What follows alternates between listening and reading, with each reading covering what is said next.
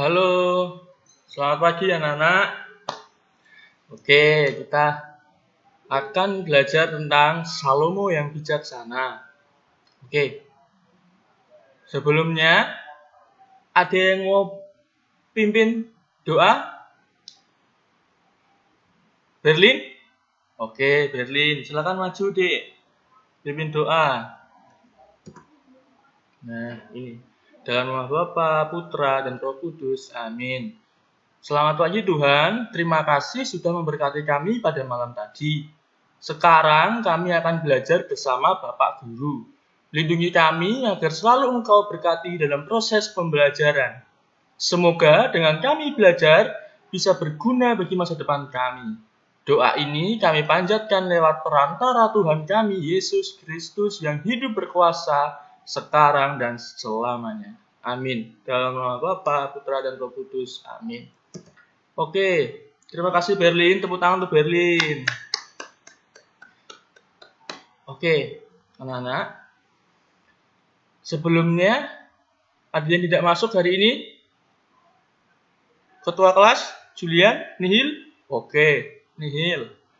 Oke, sebelum memulai pembelajaran, Bapak akan ada sedikit peraturan. Nah, selama pembelajaran, anak-anak tidak boleh membuka HP kecuali Bapak perintahkan. Dan jangan ribut sendiri untuk pembelajaran jamnya Bapak. Nanti kalau ada yang melanggar, nanti akan dikasih hadiah. Nanti disuruh maju, nanti ada hadiahnya. Oke, setuju? Oke, terima kasih. Baik, kita akan mulai. Sebelumnya, apa itu bijaksana? Ada yang tahu anak-anak? Bijaksana itu apa? Apa Adi? Adil. Dion? Ambil peran. Oke, kita lihat sama-sama. Bijaksana adalah suatu sikap di mana seorang dapat menyesuaikan atau menempatkan diri dan segala sesuatu terhadap keadaan yang sedang terjadi. Nah, yang dikatakan Dion itu benar, yaitu menempatkan diri. Atau yang dibilang Dion tadi adalah mengambil peran. Pada umumnya, orang bijaksana dapat mengambil keputusan yang adil, baik untuk dirinya sendiri maupun terhadap orang lain.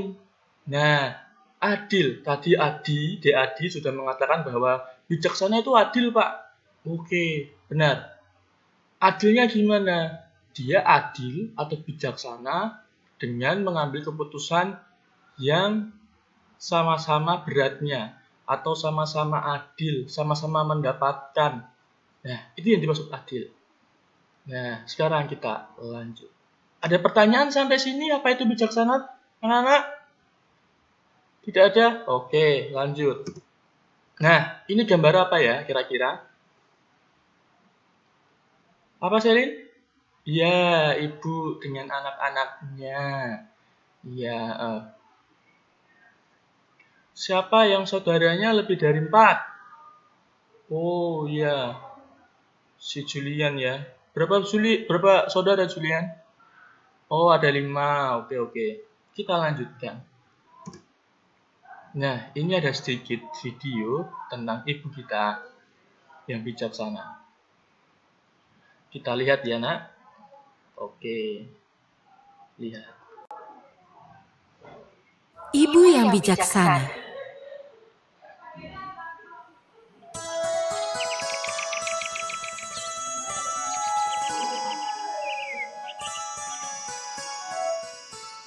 Di sebuah desa kecil, hiduplah sebuah keluarga Brahmana.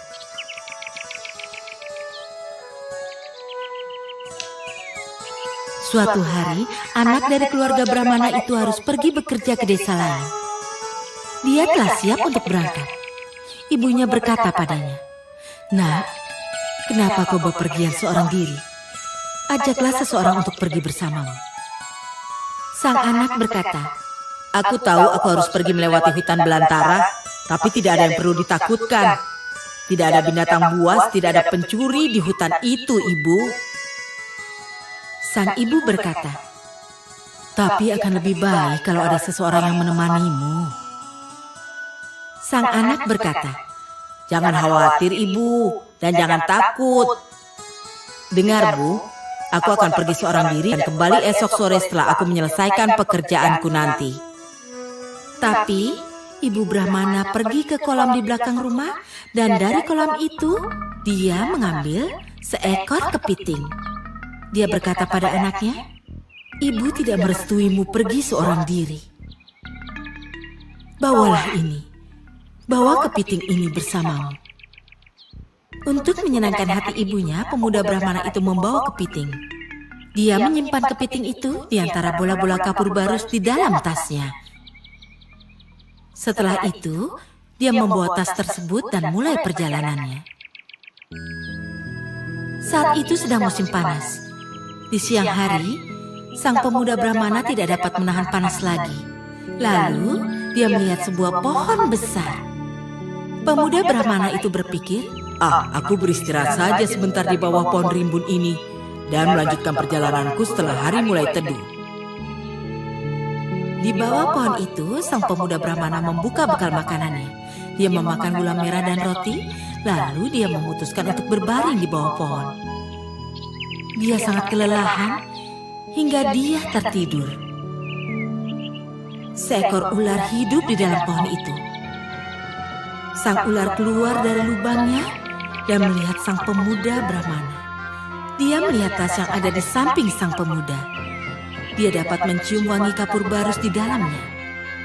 Ular dikenal sangat menyukai aroma kapur barus. Karena itu, ular tersebut bergerak mendekati tas pemuda itu. Lalu dia masuk ke dalam tas.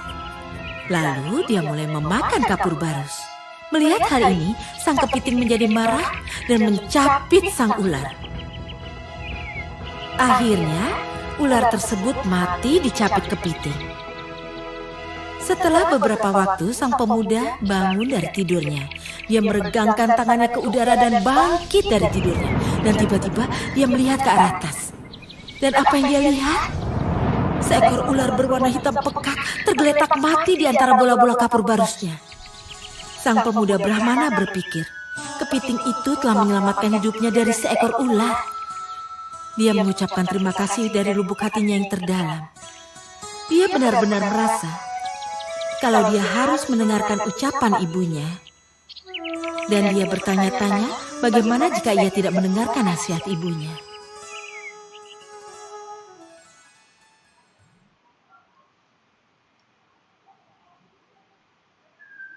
Nah, anak-anak, apa makna dari video yang sudah diputar?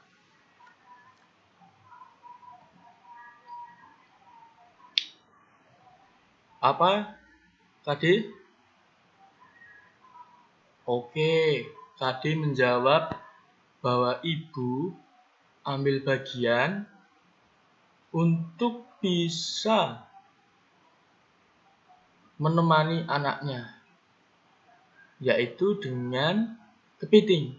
Walaupun sederhana, tapi kepiting tersebut bisa menolong anaknya. Nah, makna yang lebih bagus lagi adalah ibu kita sangat perhatian kepada kita. Bahwa anaknya tidak dibolehkan pergi sendirian, walaupun sangat sederhana. Dia sangat bijaksana. Menasihati anaknya, memberi anaknya bekal. Itu adalah ibu kita, anak. Jadi, apapun yang terjadi, kita harus menghormati ibu kita. Setuju? Setuju. Oke. Nah, sudahkah menghormati ibu kita masing-masing? Berlin, sudah Berlin? Sudah. Oke. Siap, setuju. Nah, sebelum kita masuk inti pembelajaran, mari kita bernyanyi dulu. Oke? Ayo, berdiri dulu, berdiri. Oke, berdiri. Adik-adik, hari ini kakak mau cerita mengenai Salomo.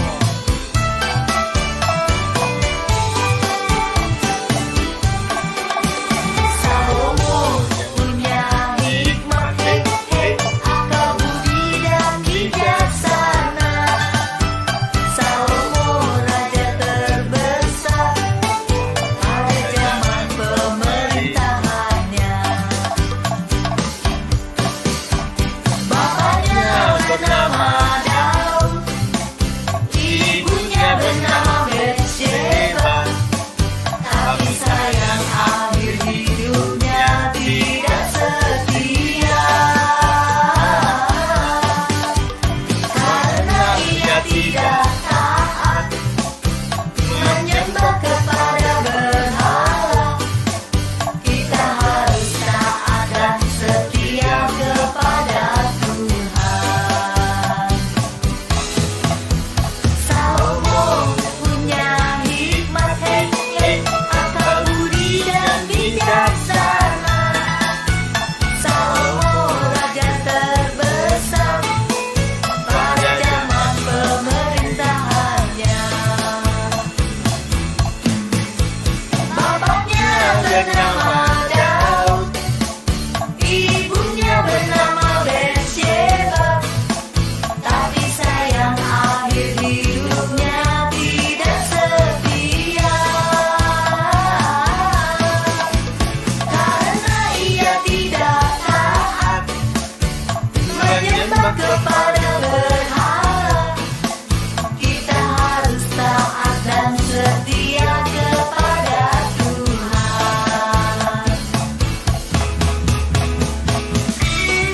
Ayo adik-adik, kita harus taat dan setia.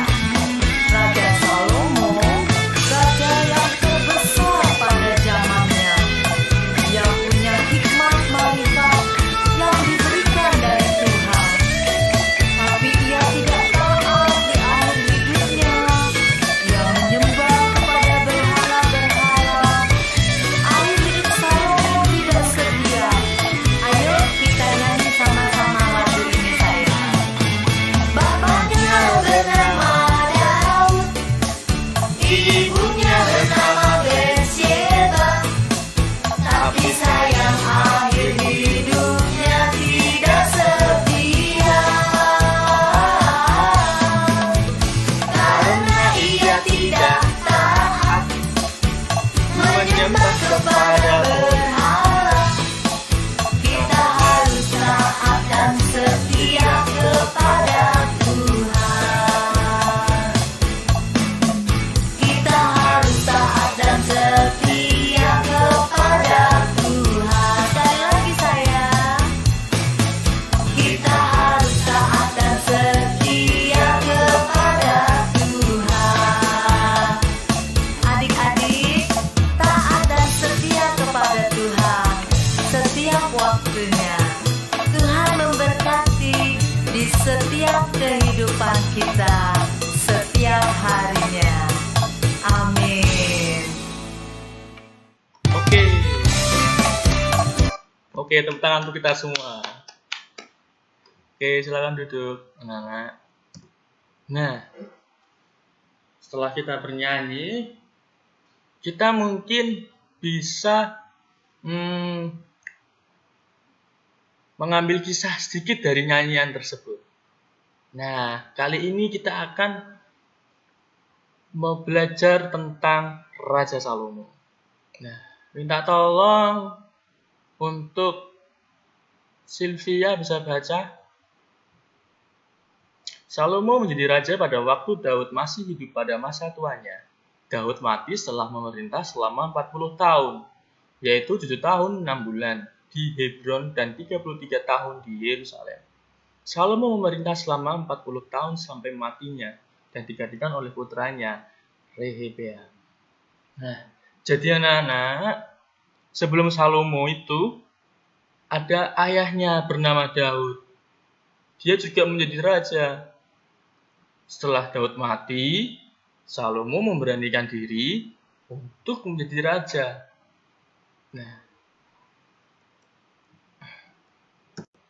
Nah, ini. Salomo masih belasan tahun ketika ia menjadi raja. Ia mencintai Yehuwa dan ia menuruti nasihat bagus yang diberikan kepada-nya oleh Daud ayahnya. Jadi, Salomo itu menjadi raja saat usia belasan tahun. Nah, Yehuwa senang kepada Salomo dan karena itu pada suatu malam ia berkata kepada Salomo dalam mimpi, Salomo, apa yang kau inginkan untuk kuberikan kepadamu? Nah, Allah menawarkan Salomo. Apa yang Salomo minta kepada aku atau kepada Allah? Mendengar ini, Salomo menjawab, Yehuhalahku, aku masih sangat muda dan aku tidak tahu bagaimana mestinya memerintah. Nah, anak-anak, Salomo itu tidak percaya diri bahwa usianya yang belasan tahun untuk menjadi raja Israel pada waktu itu. Tapi akan kuasa Allah atau kuasa Tuhan, Salomo diberikan hikmah untuk memerintah dengan cara yang benar dan baik. Maka kiranya engkau memberikan hikmat untuk memerintah umatmu dengan cara yang benar. Allah mempercayai Salomo dengan hikmat, dengan terang Roh Kudus bahwa Salomo mampu untuk memimpin bangsa Israel pada waktu itu. Nah, lebih jelasnya, Bapak akan berikan video. Anak-anak silakan melihat dengan cermat supaya anak-anak bisa menangkap gambaran pada zaman dulu Salomo menjadi raja Israel. Bapak akan ke belakang untuk mengamati kalian melihat dalam video ini. Pada suatu hari yang cerah, terdapat seorang raja yang bernama Raja Salomo. Ia sedang menulis berbagai nasihat. Lalu, tiba-tiba ia teringat akan masa lalunya. Salomo merupakan anak dari Raja Daud dan Ratu Betseba. Salomo pun anak yang taat dan rajin, sehingga orang tuanya sangat bangga terhadapnya, dan Salomo pun akan dijadikan sebagai raja oleh ayahnya Daud. Tetapi kakak-kakak Salomo sangat iri, namun mereka tidak berani melawan kecuali 2 orang bernama Adonia dan Absalom. Adonia, ia ingin sekali membunuh ayahnya, Raja Daud, demi mendapatkan tahta. Namun, rencana itu gagal dan ia berusaha menyelamatkan diri. Namun, usaha itu gagal pula. Sedangkan Absalom, ia sangat ingin menjadi raja dan ia menyatakan dirinya sebagai raja berikutnya. Lalu, Betseba terkejut. Lalu ia datang ke Raja Daud. Rajaku, saya mendengar bahwa Absalom menghabiskan dirinya sebagai raja berikutnya. Bukankah sesuai janjimu, Raja Salomo yang akan jadi raja? Ratuku, aku tetap menepati janjiku. Aku akan meminta Nabi Nathan agar anakku Salomo menjadi raja segera. Setelah Salomo menjadi raja, ia berdoa. Dan tiba-tiba ada cahaya putih menerangi dan muncul suatu suara. Salomo, Salomo, aku akan memberimu satu permintaan. Apapun, aku kabulkan. Tuhan, aku hanya meminta kebijaksanaan. Di pagi hari, terdapat perdebatan 2 wanita yang merebutkan seorang bayi. Nah, ini anak-anak, nilai kebijakan dari Salomo. Anda untuk mengetahui ibu anak ini sebenarnya. Tentu kamu ibu dari bayi ini. Saya punya ide. Prajurit, ambil bayi itu dan belah bayi itu menjadi 2. Benar-benar ide yang sangat bagus. Kita mendapatkan masing-masing setengah. Tuanku, jangan kau belah bayi ini. Lebih baik bayi ini berikanlah kepada dia dan biarlah itu. Berarti bayi ini yang sesungguhnya dari anakmu. Wahai engkau wanita yang tertawa, karena tindakanmu engkau akan dihukum. Raja Salomo juga membangun bait Allah yang sangat megah. Tetapi Raja Salomo jatuh dalam dosa.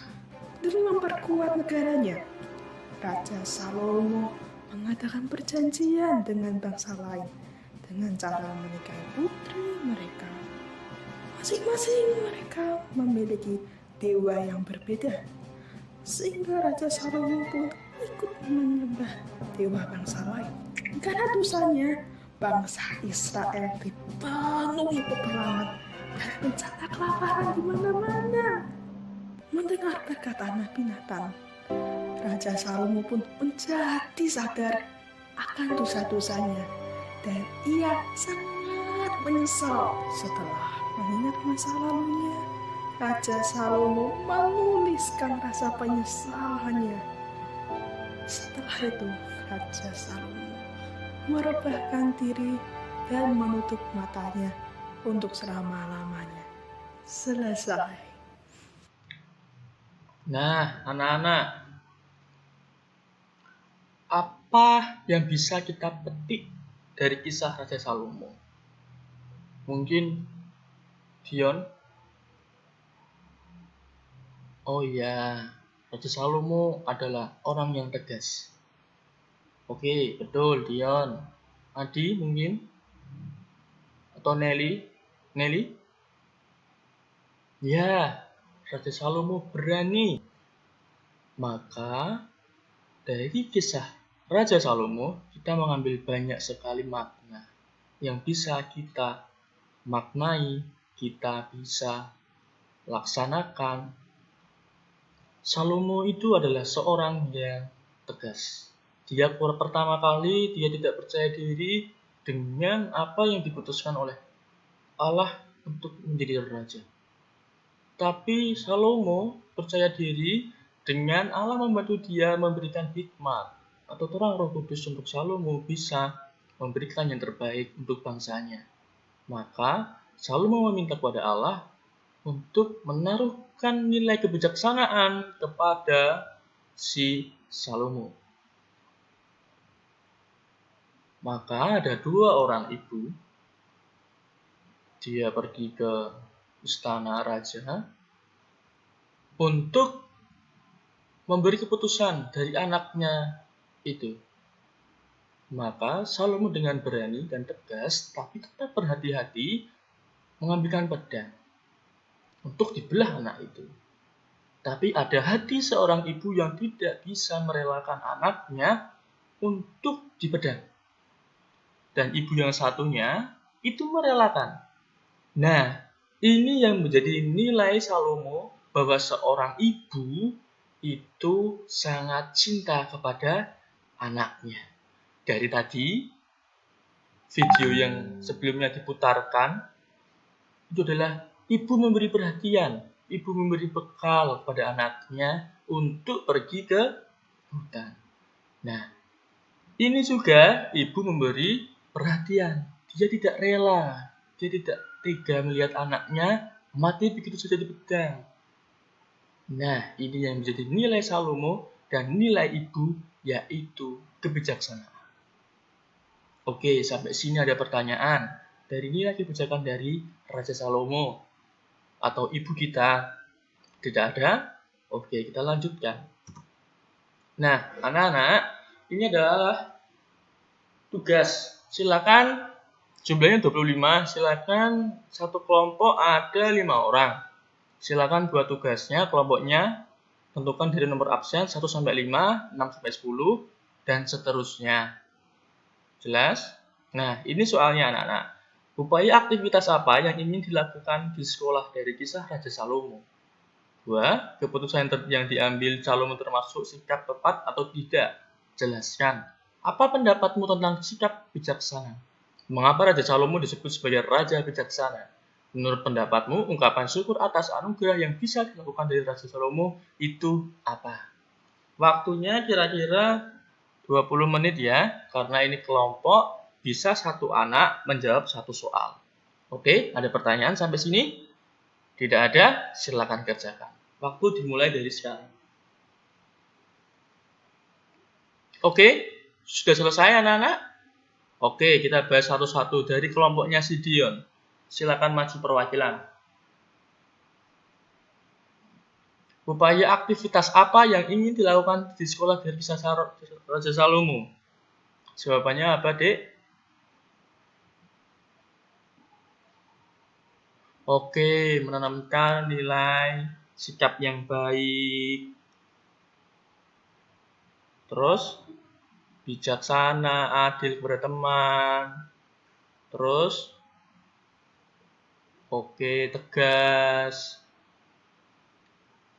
Oke, yang kedua, keputusan yang diambil Salomo termasuk sikap tepat atau tidak dari kelompoknya Dek Dion. Tepat atau tidak? Tepat. Mengapa tepat, Dek? Ya, karena dia menerapkan sikap yang apa? Yang adil. Karena dia mengambil anak untuk dibelah menjadi dua, tetapi dari nilai adil itu Salomo mendapatkan jawabannya, yaitu dengan ibu kandungnya. Oke, apa pendapatmu tentang sikap bijaksana Dion? Apa? Oh ya, tentang sikap bijaksana. Bijaksana adalah sikap yang baik dan benar, yang susah untuk dilakukan. Benar? Ada yang sudah bijaksana di kelas ini? Oke, nomor 4. Mengapa Raja Salomo disebut sebagai Raja Bijaksana? Dari kisah tadi, apa yang disebut sebagai Raja Bijaksana dari Raja Salomo dia? Dari kisah yang mana? Ya, dari kisah kedua ibu tadi. Yang ke istana untuk memberikan anaknya mengambil keputusan kepada Raja Salomo bahwa itu anaknya siapa. Ya, menurut pendapatmu, ungkapan syukur apa untuk atas anugerah yang bisa dilakukan dari Salomo? Ungkapan syukur apa? Dion dari kelompoknya. Oke, ungkapan dari kelompoknya Dion dari diskusi adalah bahwa Salomo sangat percaya kepada Allah memberikan sikap kebijaksanaan dari rahmat hikmat untuk Salomo. Jadi, kita juga harus percaya kepada Allah. Dan juga meneladani Allah dari sabda-sabda yang sudah dituliskan di kitab suci. Ya, betul. Oke, tepuk tangan untuk kelompok Mas Dion.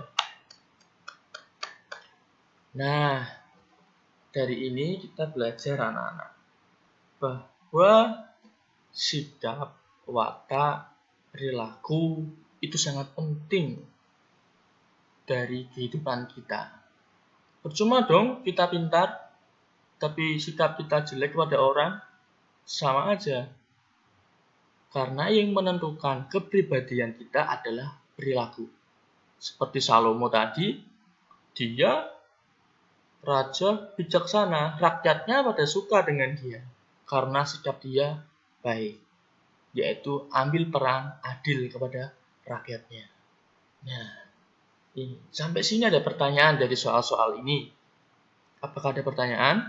Tidak ada? Oke, kita lanjutkan. Nah, saya minta ini dari kitab suci untuk Gregorius, silakan baca. Dan Allah memberikan kepada Salomo hikmat dan pengertian yang amat besar, serta akal yang luas seperti dataran pasir di tepi laut. Sehingga hikmat Salomo melebihi segala hikmat segala bani timur dan melebihi segala hikmat orang Mesir. Ia lebih bijaksana dari semua orang, daripada Etan, orang Ezrahi itu. Dan daripada Heman, Kalkol, dan Padadarta, anak-anak Mahol, sebab itu mendapat nama di antara segala bangsa sekelilingnya.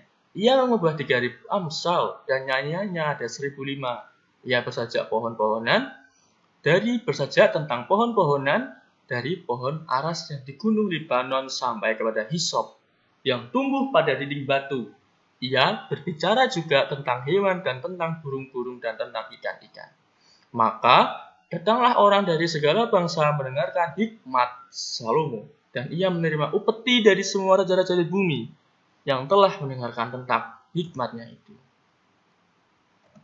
Nah, anak-anak, kita tahu sendiri bahwa Raja Salomo itu sangat terkenal pada zaman itu. Karena dengan nilai-nilai kebijaksanaan pada semua orang. Sampai bangsa dari sekelilingnya itu mengenal Raja Salomo dengan nilai-nilai perilaku yang baik. Dia menciptakan nyanyian, mengubah 3.000 amsal, membangun bait Allah, dan akhirnya dia berkhianat. Nah, itu yang menjadi nilai dari Raja Salomo untuk kita teladani, karena nilai kebijaksanaannya yang sungguh adil terhadap rakyatnya. Dan akhirnya rakyatnya juga senang pada dia karena sikap dan perilaku dia. Maka kita harus mengambil nilainya bahwa orang yang bijaksana itu akan dikagumi oleh setiap orang. Orang yang bijaksana akan dikagumi oleh setiap orang di sekitar kita. Maka nilai perilaku yang baik akan menimbulkan sesuatu juga yang baik. Oke. Ada pertanyaan atau mau sharing? Tidak ada? Mari kita bermain game sekarang anak-anak. Nah, game namanya adalah game kebijaksanaan. Pembina meminta agar siswa menggunakan kelompok maksimal 6 orang. Oke, silakan maju. 6 orang. Kelompoknya si Nelly maju, tambah 1 orang, silakan Adi maju. Setelah itu peserta berbaris untuk melakukan game estafet kalimat. Oke, berbaris anak-anak. Kemudian pembina memberikan 1 kalimat lengkap untuk estafetkan. Nanti saya akan memberikan kalimat. Nanti si Adi tolong cermati kalimat itu. Nah, misalnya dalam kalimat adalah ular itu besar dan panjang karena dia adalah makan babi di hutan. Misalnya. Kemudian peserta menyalurkan kalimat itu kepada partner untuk diestafetkan. Nah, kalimat itu akan bisa estafetkan. Dan nanti anak yang terakhir akan memberitahukan jawaban tersebut. Kemudian peserta diberi waktu 3 detik untuk mengestafetkan setiap orang sampai selesai. Jadi nanti teman-teman memberitahukan kalimat dalam waktu 3 detik dalam 1 orang. Kemudian sampai pada peserta terakhir, peserta menjelaskan kalimat yang sudah disusun dari awal. Nah, oke. Adi, sini. Saya akan berikan 1 kalimat, tapi dengan berbisik-bisik di telinga. Oke. Babi di hutan makan ketan sama ular. Silakan Adi.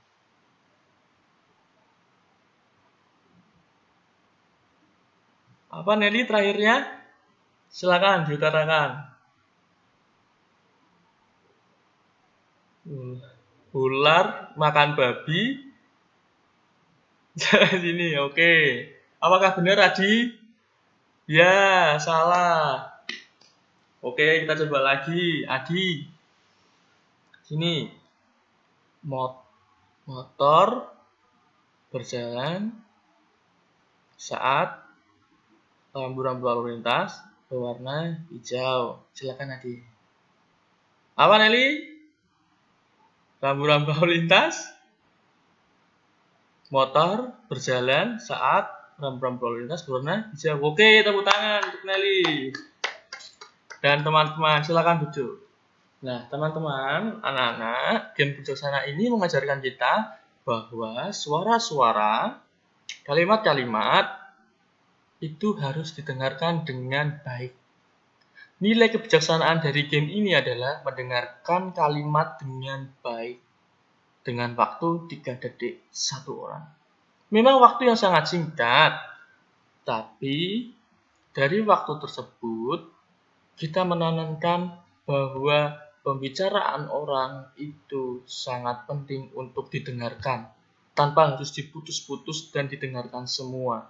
Jadi, apabila kita ngobrol dengan orang, atau ada saya misalnya, Bapak sendiri menjelaskan, jangan ada yang ribut sendiri. Kalau ada yang ribut, berarti tidak mendengarkan. Dan apabila misalnya tidak ada yang ribut, berarti anak-anak semua bijaksana mendengarkan Bapak mengajar. Nah, itu nilai-nilai kebijaksanaan. Oke, kita lanjutkan. Nah, kesimpulannya dari pembelajaran hari ini kita diajak untuk mengikuti sikap dari Raja Salomo yang tenang dan tegas saat mengambil keputusan yang sulit untuk memutuskan kedua masalah ibu tadi. Tapi dengan ketenangan dari anugerah dari Tuhan, Salomo menemukan keputusan yang baik, adil, dan bijaksana agar bisa menemukan ibunya yang asli. Dengan ini kita diajak untuk tetap bersikap baik terhadap orang sekitar kita dan selalu berhati-hati untuk mengambil keputusan yang baik dan benar. Nah, itu kan kata kuncinya. Kita harus mengambil keputusan dengan baik dan benar, dengan ambil bagian, adil, karena bahwa suara hati kita itu akan didengarkan oleh Tuhan sendiri. Tuhan akan berbicara kepada kita dengan suara hati kita, dengan suara hati anak-anak, mengambil keputusan, ikut berperan dalam kegiatan. Nah, itu adalah suara hati dari kita yang diluncurkan sendiri dalam wahyu Tuhan kepada kita. Jadi kita harus percaya kepada Tuhan. Oke. Ada pertanyaan sampai sini? Yakin tidak ada? Oke, kita lanjutkan. Tidak ada pertanyaan? Yakin? Oke, tidak ada. Nah, pertemuan kali ini hampir selesai pembelajarannya. Apakah ada pertanyaan? Tidak ada. Maka ada tugas untuk minggu depan dari materi yang akan kita pelajari besok minggu depan, yaitu tentang siapa? Esther. Silakan dicatat dulu, anak-anak. Apa yang kamu ketahui tentang kisah Esther? Bagaimana kehidupan Esther di kerajaan? Apa yang diperjuangkan kisah Esther pada zaman kehidupannya? Kalau tidak tahu, silakan baca kitab suci dan bisa juga browsing di internet, tidak apa-apa. Tapi di rumah ya, tidak di sekolah, silakan tulis jawabannya dari 3 nomor soal itu. Oke, sudah? Oke, sudah. Nah, anak-anak, pertemuan kali ini sudah selesai pembelajarannya. Mari kita berdoa dulu sebelum kita selesai pembelajarannya. Ada yang mau memimpin doa? TG? Oke, TG maju. D. Dalam nama Bapa, Putra, dan Roh Kudus. Amin. Terima kasih Tuhan untuk pembelajaran hari ini. Kami sangat bersyukur bisa belajar tentang kisah Nabi Salomo yang dengan setia mengikutimu dengan bijaksana mengambil keputusan yang susah untuk diputuskan dalam masalah yang dihadapi. Dengan kami ingin mengikuti teladan Nabi Salomo sebagai Raja yang bijaksana demi Kristus Tuhan dan pengacara kami. Bapa, Putra, dan Roh Kudus. Amin. Terima kasih untuk PY dan terima kasih untuk anak-anak sekalian. Semoga dengan pembelajaran hari ini semakin kita dikuatkan dengan kisah-kisah para nabi yang kita teladani dalam kitab suci. Oke, terima kasih. Selamat pagi. Berkah dalam.